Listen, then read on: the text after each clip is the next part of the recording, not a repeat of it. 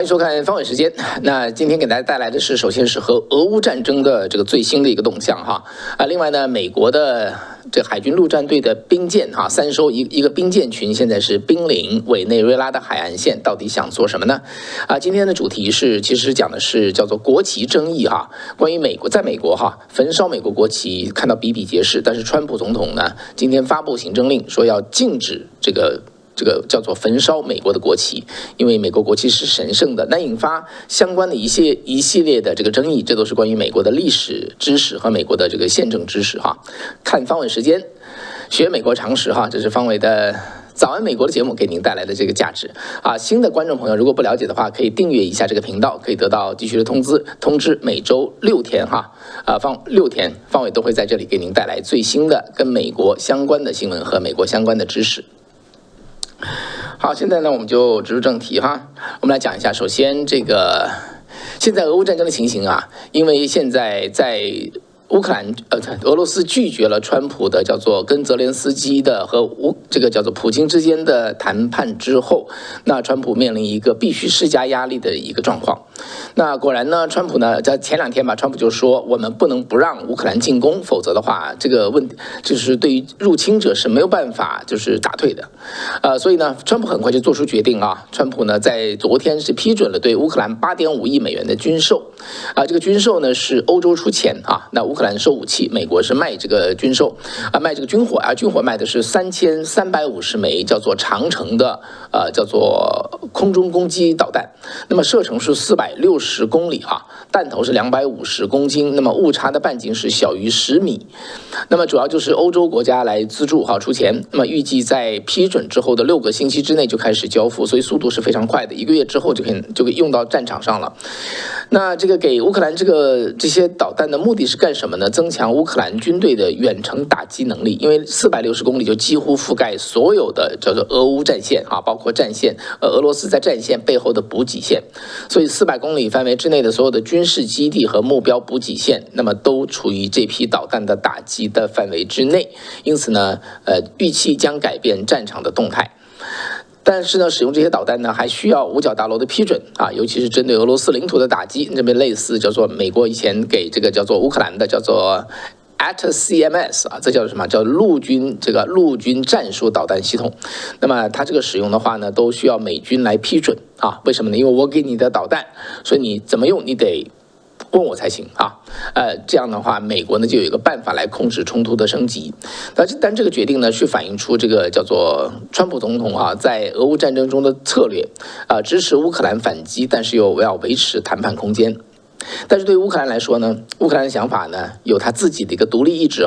乌克兰总统泽连斯基日前说，我们会用自己研发的武器去打击美国就是不用你的也行，我们自己用就不需要你批准了。他具体讲的是什么呢？他讲的是乌克兰的叫做国防公司叫做 Firepoint 叫火点Firepoint 所生产的。那么在2025年的8月14号，大概是10天以前，那么已经是做出一个公布，说这个导弹将进入量产。这个导弹叫做是射程3000公里的一个巡航导弹那么名字叫做 Flamingo， 这个我们翻成中文叫做火烈鸟。3000公里能打到什么地方？能打到这个俄罗斯境内的深远的目标，包括整个莫斯科和乌拉尔地区的工业中心全部在这个涵盖范围之内。除了打不到这个西伯利亚之外，在这个叫做乌拉尔山以东，全部在它的这个覆盖范围之内。它的弹头呢是1150公斤，就超过1吨了那大家看到我刚才说了美国所提供的只有250公斤，而乌克兰现在它自己的国产导弹叫海王星那这个它的弹头是150公斤重，所以等于是海王星目前的7倍。而这个火烈鸟的巡航速度是高达900公里每小时，它这个翅膀展开的话是6米宽那么起飞的重量是6吨6吨的一个导弹，那么可以连续在空中飞行4个小时，再去达到目的地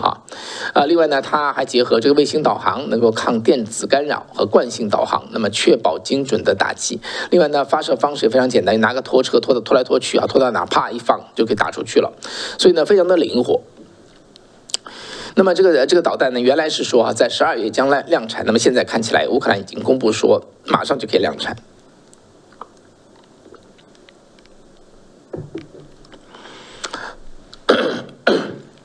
与此同时呢，这个美国副总统万斯在周末接受 NBC 电视采访的时候，就评论俄乌战争的时候呢，就提出几点哈。第一呢，就是说，乌战3年半以来呢，俄罗斯首次向川普总统做出重大的让步哈，不再寻求在基辅建立亲俄的政府，并且同意美国呢向乌克兰提供安全保障。那这是原来是俄国的2大核心目标，现在呢都做出让步。那至于说没有谈下来呢，万斯怎么说？万斯说，俄罗斯不希望停火的原因很复杂，我们没法控制俄罗斯的行动，但是呢，川普手里还有很多张牌，那么可以用来施加压力来结束俄乌的冲突。那他就基本上他就说，从整个万斯的调子来看哈，就是说他说美国对于结束乌战还是乐观的，因为川普总统手里还有很多手段可以使用。而且他也说哈，这个和平嘛，这个和谈呐，叫有起有伏，这是一个正常的现象。希望他说的是对吧？对吧？当然，我跟大家有说过哈，我觉得这个和平在短期之内很难达成啊，这是目前的一个现实。当然，这里头的原因我都给大家有解释。好，下面一个新闻呢讲到说，美国的一个海军陆战队的一个叫做战斗群啊，已经抵达了这个委内瑞拉的海岸线。哇，这是想干什么呢？好，说这之前呢，先给大家提一下哈，介绍一下我们这个节目的赞助厂商扁康丸。那厂家反馈的效果非常非常好。那么最近收到一个案例啊，这里跟大家说一下哈。这位朋友呢是在纽约州的 Woodstock 的一个 David 74岁的华人，他在10几岁就患有哮喘，那几十年来一直是吃那个类固醇的药物来这个制止这个哮喘结果有一天呢，视力开始模糊专家诊断之后就跟他说，类固醇也许能控制哮喘，但是会让你最终失去视力。所以医师就叮嘱说，除非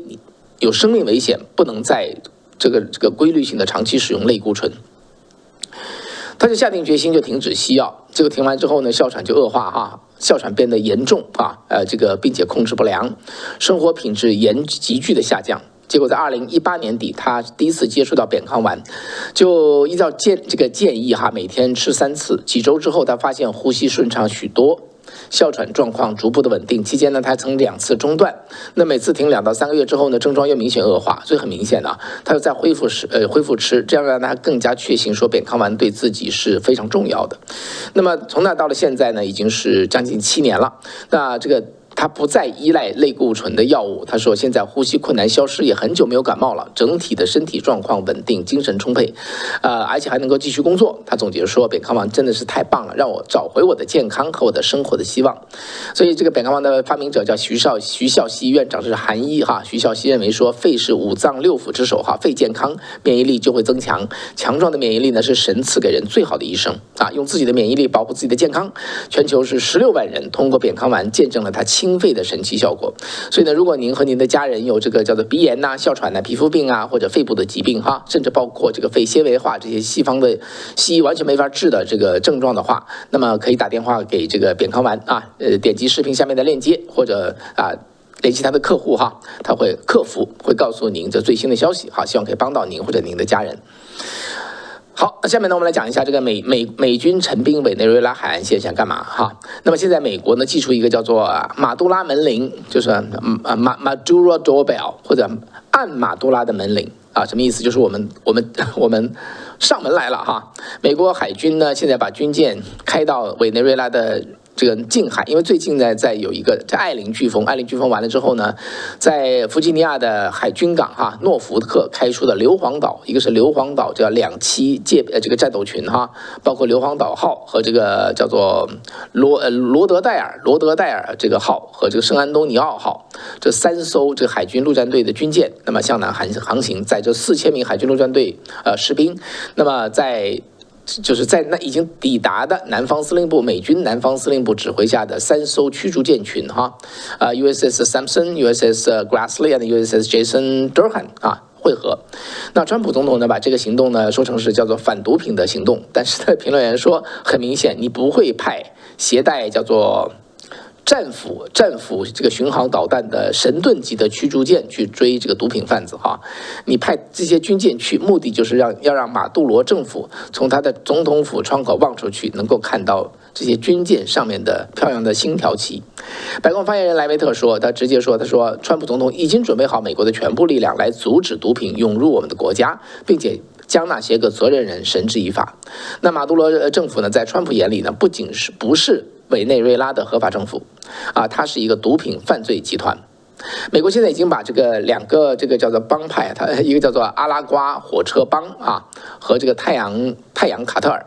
列为恐怖组织。什么叫太阳卡特尔？就是委内瑞拉军方组成的贩毒组织。委内瑞拉的这个军队军官那个肩章上都有一个太阳的符号，所以呢，他们以国家的名义政府的名义进行贩毒卖到美国来，卖到欧洲去。在这个以国家名义这个畅行无阻，公开用委内瑞拉的港口这个转运站来这个贩毒的话呢，在过去的10几年内，让这个从这个15年内，让委内瑞拉的在全世界毒品市场的份额从1%上升到25%。所以当然让美国非常的头大，也非常的愤怒那么川普总统呢，日前已经把这个马杜罗委内瑞拉总统马杜罗的悬赏金翻倍到5000万美元。基本上这个意思就是说，活的死的都要只要有人把这个马杜罗送上门来，给他5000万。那么这次呢，这个军队的部署将持续几个月所以重点显然不是缉毒，而是在委内瑞拉马杜罗家门口展示美国的军事力量，提醒马杜罗在加勒比海真正说了算的是谁。当然了，马杜罗也很慌张嘛，最近就发出征兵令，要征450万民兵委内瑞拉3000万人哪里征得到450万民兵呢？在2018年，他的民兵力量最大的时候只有160名，所以可见马杜罗真的是有点慌好，我们就看这个局势往下会怎么发展吧。只是在门口耀武扬威一番，还是海军陆战队会登陆去把这个叫做毒品贩子抓回美国？那我们就拭目以待好了。好，下面的新闻呢，讲到是今天的主题，叫做烧国旗合法吗？川普总统呢，在日前签署了一项行政令，指示司法部长邦迪要起诉任何亵渎美国国旗的违法行为。这个一般指的就是焚烧并且把这个违反州和地方法律的案子转交给地方这个当局予以起诉。这啥意思要联邦政府把这个案子转给地方政府，这什么情况这背后就有它的道理而且对于这个烧国旗的非公民要求拒绝或者撤销他的签证等渔民许可，就不给任何身份大家知道近期呢，因为从去年开始反以色列，包括近期呢反对 ICE 反对这个移民执法行动的抗议中，出现很多例的焚烧美国国旗的事件，那让川普非常的愤怒他此前已经多次呼吁要严惩这个叫做焚烧美国国旗的人，包括关他们入狱，包括剥夺他们的公民权。那么这件事情呢，其实是引发这个行政令现在是引发一个宪政的争议。为什么？我给大家讲个历史故事在1984年8月份，这个共和党全国代表大会就里根的那个时代在德州达拉斯就举办了一个共和党全国代表大会，就竞选的那个年会嘛，不是年会竞选大会。那么有这么一个人呢，这个人叫做 Gregory Lee Johnson 约翰逊，他就参加了这个反对里根政府的一个抗议的活动，他就在达拉斯的市政厅外面就烧了一面美国国旗来抗议里根的外交和经济政策。那现场大概有100多名抗议者，同时在旁边高喊口号那么这个叫做声援鼓励这个焚烧国旗的行为。当时德州有个州法说不可以，任何人都不可以亵渎国旗，违者可以判处1年监禁和2000美元的罚款。那么因此呢，根据德州法律，约翰逊就被抓了，罪名就是说叫做亵渎受尊敬的物件。并且确实罚他这个2000块钱，再加关1年。他就上诉到德州上诉法院。那么上诉法院结果在1988年推翻原判，认为焚烧国旗是第一修正案保证的叫做 symbolic speech， 就是带有象征性的言论自由。那德州政府呢就既然本州最高法院都反对自己，就把他告上联邦最高法院。结果在1989年的6月21号。最高法院做了一个非常重大的一个裁决，以5-4裁定德州法律违反宪法，焚烧国旗属于宪法第一修正案所保护的言论自由这个最高院的判决的根据是什么呢？说焚旗烧旗是一个表达性的行为和用嘴巴去讲话跟行动去烧旗是同样受到美国宪法的保护而德州法律针对特定观点，比如说反政府的这么一个表达所施加的惩罚行动违反了第一宪法修正案中的中立性的原则。哇，这个事情很有意思啊！大家知道，我们都知道保守派的大法官叫安东尼斯给利亚哈，斯给利亚当年呢就是支持多数的意见就是支持叫做可以焚烧国旗，这是言论自由。他专门强调说，这个保护不受欢迎的言论是民主的基石。但是他是5-4哦。基本上是非常非常接近的，而反对意见的一个撰写者就是当时的首席大法官，叫做莱恩奎斯特。大家知道这个美国的那个叫做什么？他的高等法院怎么去命名哈？一般就是以首席法官的名字命名，所以现在的法院叫做罗伯茨法院，在罗伯茨法院之前就是莱恩奎斯特法院或者叫莱恩奎斯特王朝那他呢认为说，国旗是国家团结的象征，应该受到特殊的保护。烧旗可能会引发公共暴力，所以呢，但是不管怎么说，5-4过来之后呢，就确认了焚烧国旗是受保护的言论自由，结果推翻了当时有48个州就是保护国旗、不许亵渎国旗的法规，全部作废，一把全部作废。那国会很生气国会在1990年的时候呢，就通过了一个法案专门进一步去确认国旗保护法，但是呢，又被告上这1989年通过了国旗保护法，1990年又被告到最高法院，最高法院再一次裁定国旗保护法违宪，所以呢，就基本上就是巩固了这个原则那事情到了今天，川普认为不行，不可以，我不同意亵渎美国神圣的国旗是不可以的。既然最高法院这么裁定，我就用行政令来禁止这件事情。但是行政令显然跟高院的裁决是矛盾的，对不对？那川普就说，司法部长把案子转到地方政府，由州县市来执法，而且执法的这个名义叫做扰乱治安，而不是说焚烧国旗，就不直接针对国旗，或者说不直接针对最高法院在国旗上的这么一个裁决。这就是这件事情的一体两面大家知道一方面呢就是说，我再说一下，一方面像保守派的大法官斯凯利亚他的看法是言论自由至高无上，甚至可以用烧国旗来表达，也就是说国旗的神圣没有言论自由更加神圣。你同意他看法吗？另外就是莱恩奎斯特认为说，国旗是特殊神圣的东西，是美国的最高红线，无论如何都不可以焚烧国旗，是他的另外一个观点。显然川普总统是认同这个观点你觉得呢？我在这里真的要做个民调大家觉得说这个民调的问题就是言论自由和国旗谁更神圣？一是言论自由，二是国旗。大家可以来选一下好吗？这真的是一个很有意思的一个话题很有意思的一个问题。那你要问我来说的话，我认为如果一个国家在不可阻挡的走向专制的过程中，那么这个言论自由至高无上，就可以用来抵抗这种走向专制的过程。但是一个国家如果在走向怎么讲呢？在恢复的过程中吧，或者在向上的过程中你容许焚烧国旗就会带来伤害，这是我的看法所以两个都有道理。但是不管怎么说，我倾向于认为说，你要言论自由，你真的要用烧国旗来表达吗？你烧国旗就是反对美国这个国家，对不对？我觉得在什么情况下才会这样？甚至对于这个美国当初所反对的英王，对不对？英国国王乔治3世那么的暴虐，其实是个暴君，在美国人看来是暴君，逼到我们独立。当年英国飘扬的国旗到现在还在飘扬呢。所以呢，我个人我会倾向于我赞成莱恩奎斯特但我不知道您的看法是什么样，我们自己表达一下意见吧。这两个都有道理大家听到双方都有道理，但川普是认为说他是赞成莱恩奎斯特的，您赞成谁呢？好不好？大家表达一下您的观点。好，下面我们来讲一下这个明尼苏达州的市长候选人，因为不敬国旗，失去了民主党的背书。这明尼苏达Minneapolis 是明尼苏达的首府嘛 ？Minneapolis 的这个叫做是不是首府最大的城市好了他有个市长候选人，这个人叫做奥马尔·法特这个人呢就跟纽约的曼达尼一样，都是民主社会主义者，简称说就是社会主义者而且呢他还是个索马里人索马里裔美国人，就跟那个纽约的曼达尼一样结果他最近举办了一场竞选集会完全是用索马里话来说的，现场没有任何一面美国国旗，只有索马里的国旗，结果就激怒了当地的选民和政治团体，就声讨他，说你不展示，你做政治集会，你选美国的市长，你不展示美国国旗，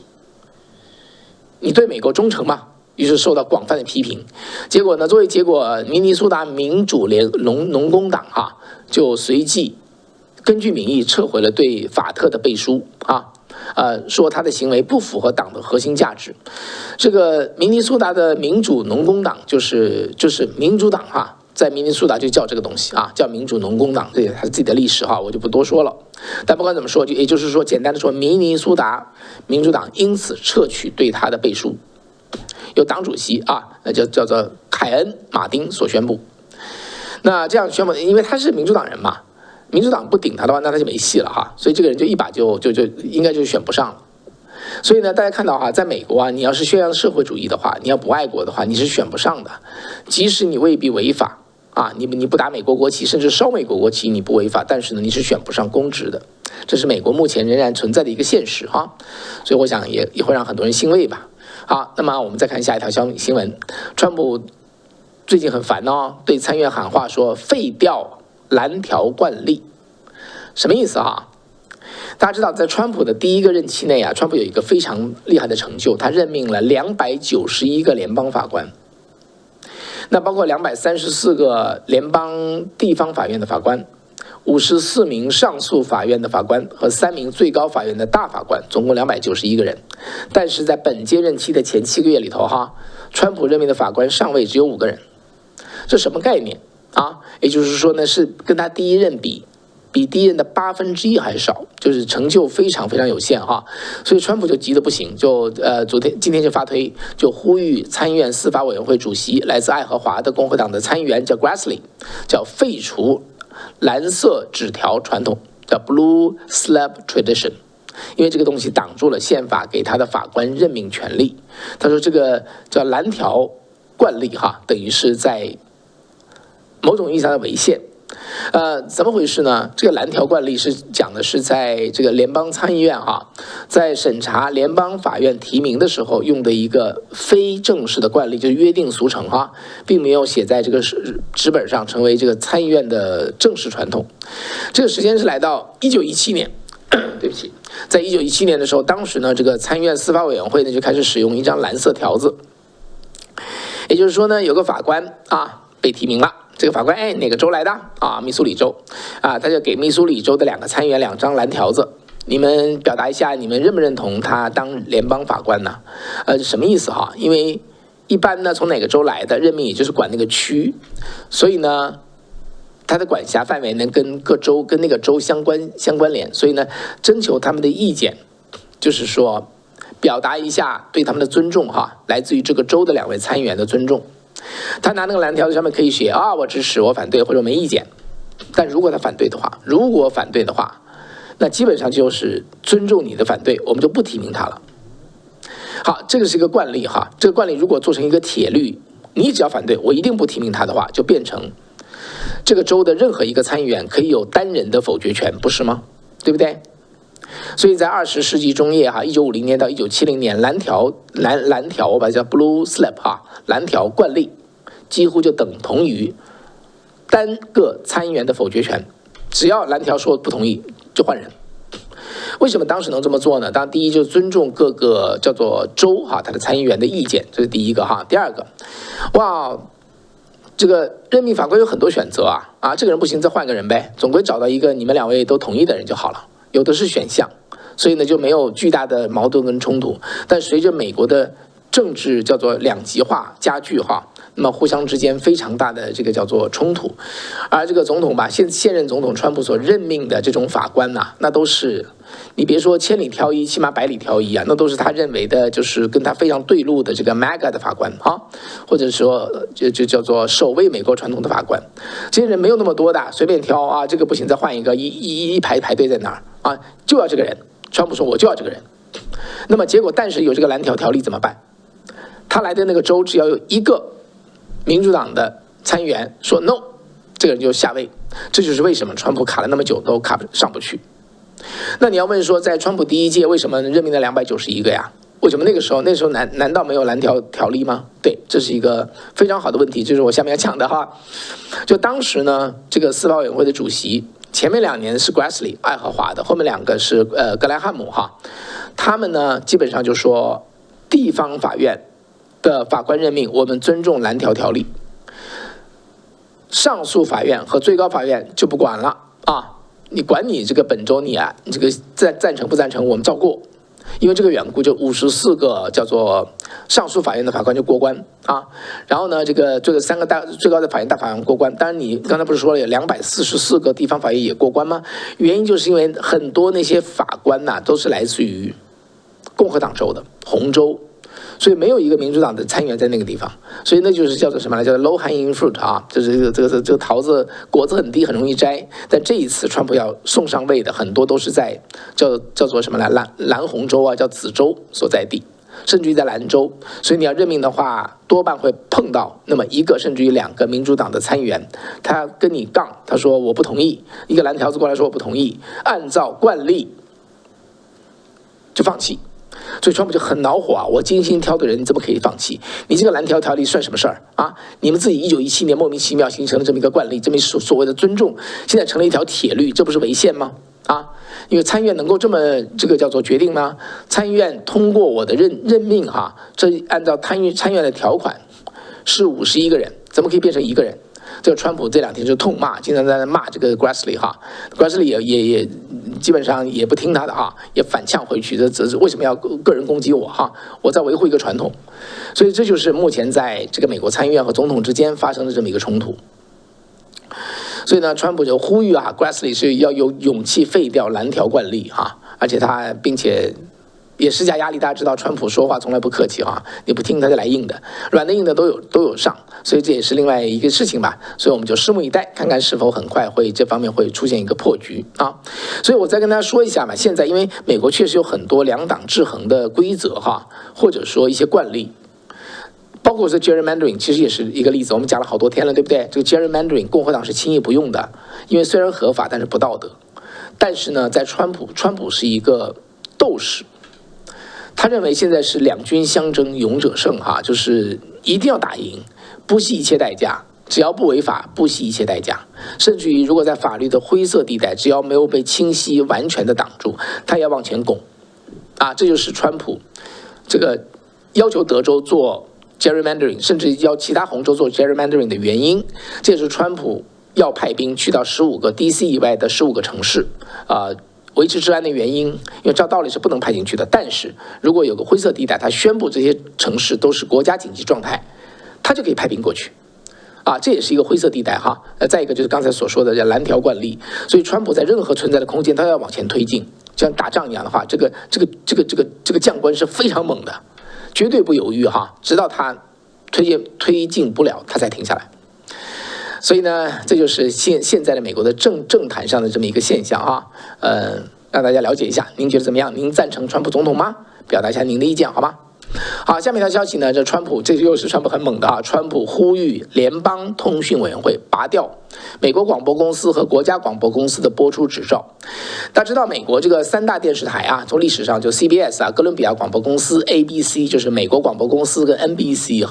叫国家广播公司，这美国最大的3家叫做怎么说呢？叫电视台然后呢，3家电视台呢，川普总统在昨天用真相社媒中就连续发文抨击 ABC 跟 NBC 是历史上最差劲儿最有偏见的电视网。他说，尽管我的支持率非常高，而且不少人认为说我执政前8个月是美国总统史上最伟大的时期，但是 ABC 跟 NBC 这2家假新闻媒体呢，那么给我的负面报道比例高达97%。他说，很多人说他们的执照应该被联邦通讯委员会吊销掉。他说，我会完全赞成这么做因为他们如此的偏颇并且不真实对我们的民主构成实质的威胁。当然了，川普所说的97%这个数字从哪来我没查到但是呢，保守派的媒体监督组织叫做 Media Research Center MRC 公布了一项研究，表示说川普上任的前100天的报道，那主流媒体92%是负面的新闻。在另外一篇贴文中，川普就这么说，他说，为什么 ABC 跟 NBC 这2家假新闻媒体没有每年付几千万美元的执照费给政府那他们应该因为对共和党人或保守派的不公平报道而被吊销执照，但如果不能吊销的话，至少呢，他们应该享有随时随地这个使用公共电波大气电波的特权，要因此付巨额的费用。所以呢，当然了，你要把它关掉的话，吊销执照，这是很大的一个宪法第一修正案的问题哈，这又是个言论自由的问题。因为美国关媒体，大家听说过美国有多少次关媒体？几乎是0次，也许实际就是0次。政府是没法关媒体的哈，非常非常敏感啊。即使这个媒体很烂，你也不能关它。你针对很烂的媒体怎么办？你办一个很强的媒体，在市场上把它淘汰掉，这就是美国解决烂媒体的方法啊。那川普现在很急啊，就把它关掉好了。总而言之很难吧啊。但川普就说，腐败的新闻业不应该被奖赏，它应该被终结。我不知道我们的观众朋友中同不同意川普说的话哈？看 ABC 跟 NBC 的朋友有多少？你如果看的话，留个言好不好？说一下您为什么看这2家电视台，以及说你看的是目的是什么？看到什么东西哈？有价值的东西能够留言说一下好吗？好，下面一个那就这些了哈。所以这就是今天方伟给您带来的早安美国啊，早安美国的新闻。好，感谢大家的收看。那新的观众朋友呢，请记得能够走之前能够点赞、订阅，还有订阅一下哈。看方伟时间学美国常识，可以收到方伟其他节目的通知。另外再说一下，您的亲戚朋友啊，或者家人如果有这个肺部疾病、鼻炎呐、这个皮肤病啊、哮喘等这样疾病的话，记得试一下扁康丸啊，就是在这个地方。好，下面有链接。好，感谢大家的收看，我们下次节目再见喽。